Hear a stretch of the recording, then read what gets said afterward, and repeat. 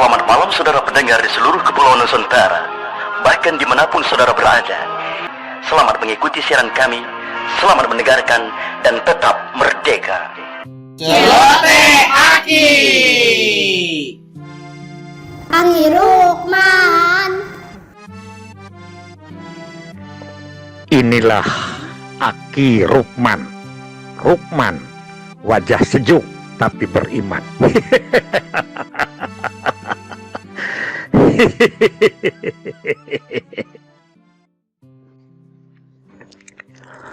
Assalamualaikum warahmatullahi wabarakatuh. Selamat dan salam sejahtera buat kita semua. Pada episode ke-16 ini, Aki akan melanjutkan celoteh tentang pancakarya program kami.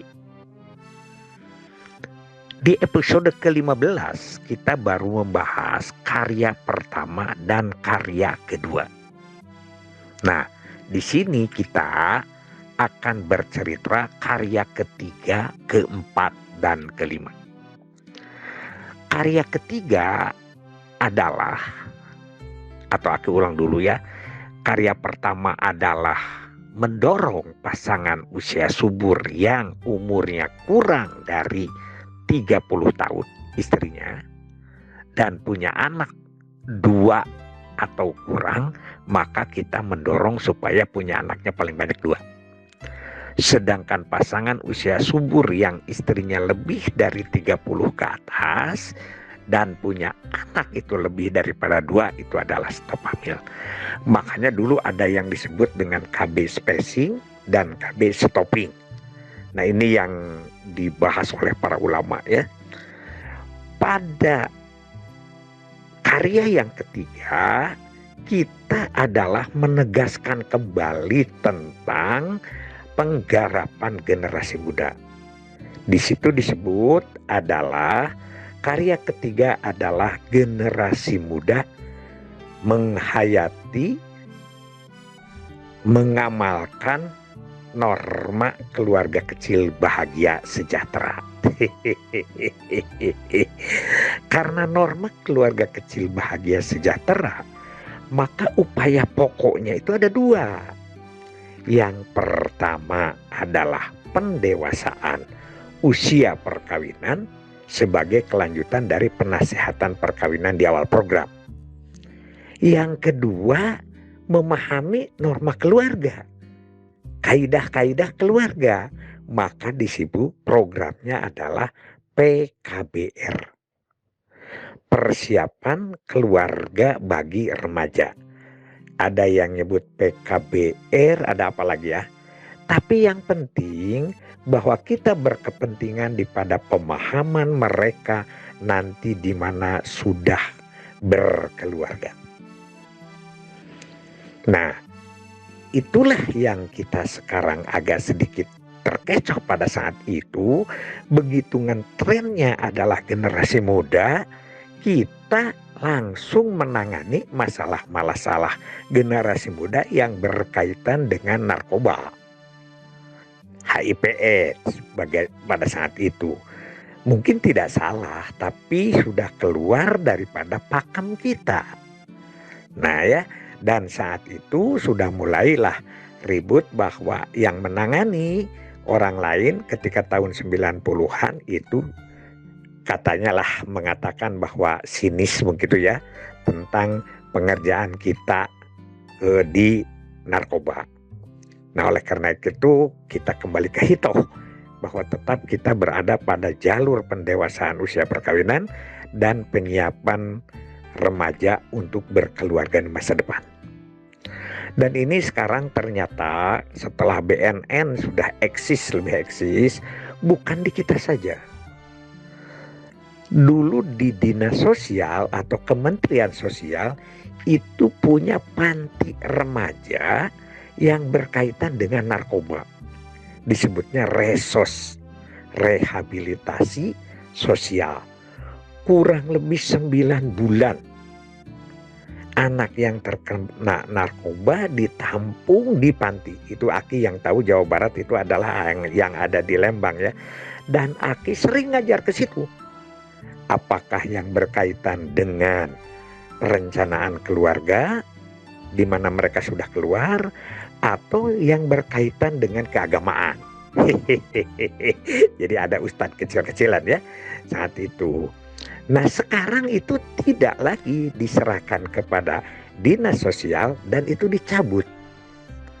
Dicabut kemana? Ke BNN pusat. Jadi dibubarkanlah panti itu, diganti dengan pembinaan remaja yang berkaitan dengan kegiatan, bukan yang berkaitan dengan narkoba. Itu kita harus tahu bahwa itulah ya. Jadi tupoksi begitu, tugas pokok dan fungsi. Bukan berarti tidak boleh. Kita tetap boleh. Kita tetap harus, karena itu adalah semuanya nempel. Kualitas remaja selain daripada tahu kesehatan reproduksi, juga dia harus menghindari hal-hal yang sangat merusak pada dirinya. Tapi tugas utama jangan dilupakan. Berikutnya, pada karya yang keempat itu adalah pembentukan dan pengembangan kelembagaan fisik. Jadi di tahun 80-an kita akan terus memperbanyak kelembagaan fisik dari mulai tingkat pusat sampai ke tingkat desa, bahkan tingkat RW dan RT. Tentu saja memperkuat kelompok akseptor, subpos KB desa, pos KB desa atau PPKBD, kemudian ada PIK remaja, ada macam-macam lah, sampai kepada IPKB, IPKB, di pusatnya juga ada koalisi kependudukan dan lain sebagainya. Itu adalah memperkuat jaringan-jaringan kita dalam kelembagaan fisik. Kita berkoordinasi ya dengan itu, dengan ini, termasuk adalah UPGK programnya. Kita ada bulan KB ABRI, ada bulan KB, itu semua kelembagaan-kelembagaan yang bersifatnya fisik, yang bersifat organisasi. Jadi gitu, itu karya yang keempat. Sedangkan karya yang kelima atau karya yang terakhir adalah peningkatan dan pengembangan kelembagaan non-fisik. Nah, kelembagaan non-fisik ini adalah kita menyusup kepada seluruh kegiatan-kegiatan yang ada di masyarakat. Kita tidak mendirikan organisasinya, tapi di organisasi orang lain itu ada keterlibatan, ada kebatinan, ada suasana kejiwaan yang berkaitan dengan program KB. Misalnya di setiap bahasan pengajian, ya, bahasan pengajian rutin, apakah pengajian akbar, apakah pengajian insidentil, di situ termasuk ada pembangunan keluarga. Di situ ada pembangunan KB, di situ ada kependudukan. Di hiburan-hiburan kesenian, di situ ada lagu-lagu KB, di situ ada ajakan-ajakan untuk berkeluarga dengan anak dua. Itulah yang disebut kelembagaan-kelembagaan non-fisik. Lengkaplah dengan demikian, maka pancakarya program KB itu dari mulai pencegahan kehamilannya, pengembangan generasi mudanya, pembentukan kelembagaan-kelembagaan fisik di mana-mana, dan juga adalah kelembagaan-kelembagaan non-fisik, kelembagaan-kelembagaan psikologis. Ya, dari situ mulai ada perlindungan dan lain sebagainya, sampai kepada ada ASKABI, asuransi KB Indonesia, ada pengembangan KB mandiri, itu lebih bersifat pada non fisik yang sifatnya adalah merubah posisi-posisi program KB yang menjadi kegiatan masyarakat pada umumnya.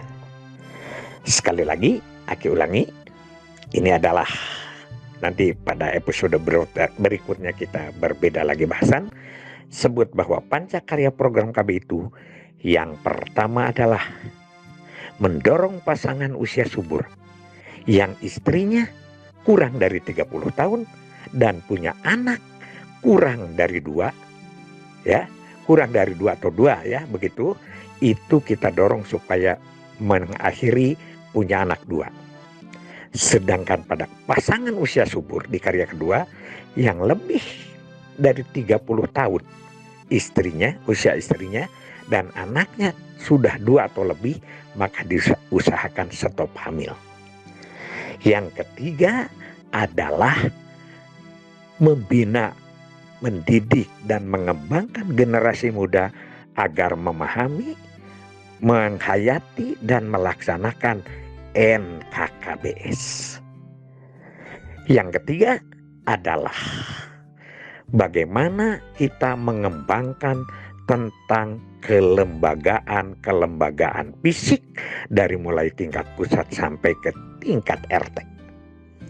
Dan yang terakhir adalah pengembangan kelembagaan non fisik yang mengandung makna bahwa KB berada di mana-mana, bahwa KB menjadi bagian dari kegiatan masyarakat yang selanjutnya menjadi way of life daripada keluarga masing-masing.